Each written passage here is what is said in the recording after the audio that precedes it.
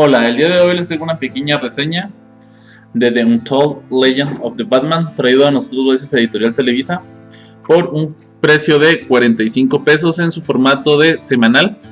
Este cómic fue publicado originalmente en 1980. Fue escrito por Len Wein, un escritor bastante conocido, que fue co-creador de Wolverine y de Swamp Thing, además de ser el editor de Alan Moore y de Gibbons en la serie de Watchmen.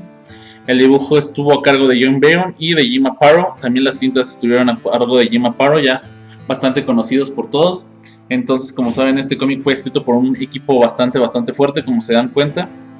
En resumen, ¿de qué va esta historia? Es un resumen, si se puede llamar así, entre comillas, de todo el origen de Batman en la Edad de Plata. Es decir, no tiene nada que ver con la Edad actual. Bueno, no nada que ver, porque muchas cosas de aquí tienen todavía vigencia actual, pero muchas cosas fueron cambiadas o recontadas después del evento de Crisis en las Tierras Infinitas. Sin embargo, sigue siendo un muy buen cómic. Por ejemplo, algunos de los cambios más importantes es el primero, que es la premisa de la historia. ¿De qué va la premisa de la historia? Batman tenía guardado un traje de Batman que para él era muy importante, y llega a su casa y es destruido. ¿De quién era este traje de Batman? De su padre. Es decir, entre comillas, digo muy entre comillas porque realmente no es como fuera tal un Batman su padre, pero el papá de Batman se puede decir, o se dice, que es el primer Batman.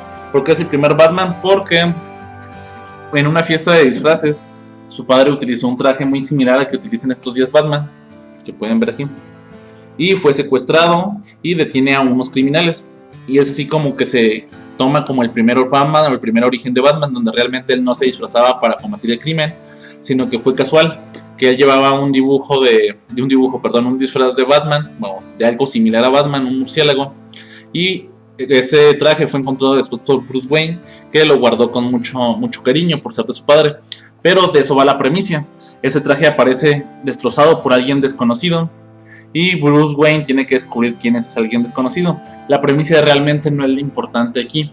Lo importante es aquí todo el origen que hay detrás. Tenemos desde la historia de Joe Chill. Joe Chill, para quien no sepa, es el asesino de los padres de Batman, donde en la nueva edad Joe Chill no tiene ningún otro origen que ser un ladrón de poca monta. En este origen se le da un trasfondo un poquito más profundo, si se le puede decir, un poquito más oscuro, entre comillas, porque realmente nada más es una pequeña rencilla que tuvo el padre de Batman con unos criminales. Entonces nos da a entender que el asesinato de los padres de Batman no es accidental. A diferencia del cómic original, tampoco queda a cargo de Bruce Wayne cuando mueren sus padres. Alfred llega mucho después a la vida de Batman. Quien queda a cargo de su custodia, por decirlo de alguna manera, es uno de sus tíos y una de sus empleadas, que resulta ser la madre de Joe Chill. Después de esto nos cuentan también cómo fue el entrenamiento de Batman y cómo se da cuenta de que debe de entrenar para combatir el mal. Aquí nos dan a entender, bueno, no nos dan a entender, nos dice que Batman fue el primer Robin. Él mismo fue el primero en portar el traje de Robin para poderse entrenar con el mejor detective del mundo. Así Batman termina siendo el primer Robin de todos. Así vemos cómo estuvo en la escuela, qué fue lo que estudió, donde estudió criminalística, psicología, leyes, y llegamos a un punto de quiebre muy importante, donde se da cuenta Bruce Wayne que las leyes no es lo mismo que la justicia. Entonces decide dejar su carrera de abogado para convertirse en un protector nocturno. Como se dan cuenta, este cómic tiene muchos guiños, si se puede decir, a lo que después sería Batman. Más que guiños, serían como muchos orígenes de lo que después sería Batman, como el murciélago que entra por la ventana y le da origen a Batman, que ya después fue retomado por Frank Miller para año 1.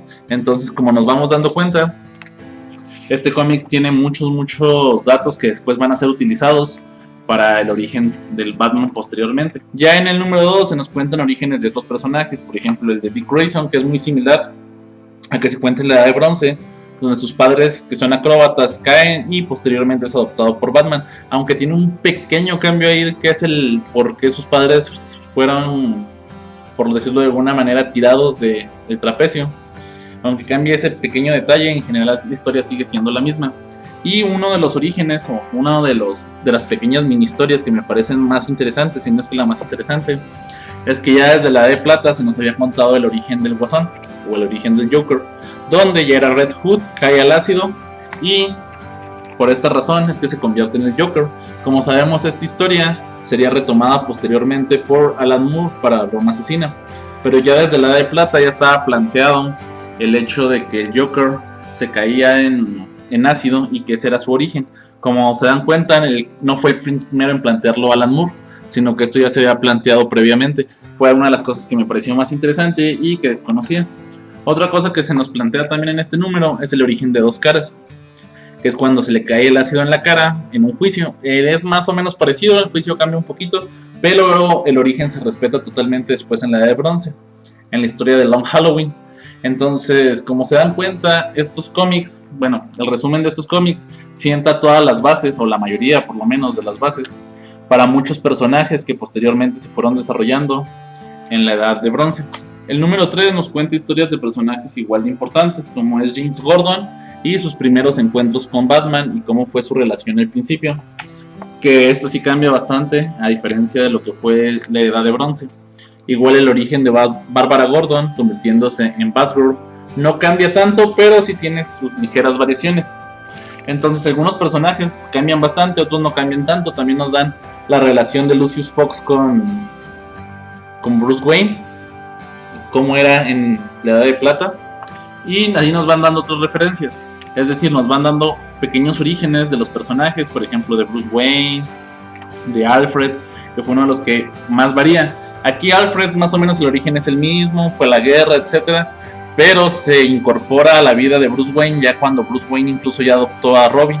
Cuando en la Edad de Bronce, Alfred es el que recoge después del asesinato al mismo Bruce Wayne. Entonces, como se dan cuenta, muchas cosas cambian de Edad de Plata a Edad de Bronce, pero estos 3 números resumen perfectamente los orígenes de la mayoría de los personajes, o de los personajes más importantes por lo menos del canon de Batman.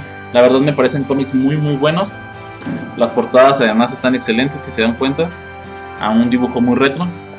La verdad me gustó bastante que los publicara Televisa. Algunas cosas que pasan aquí de la Edad de Plata las desconocía totalmente, otras ya me eran familiares. Entonces fue un acierto desde mi punto de vista que Televisa publicara estos números.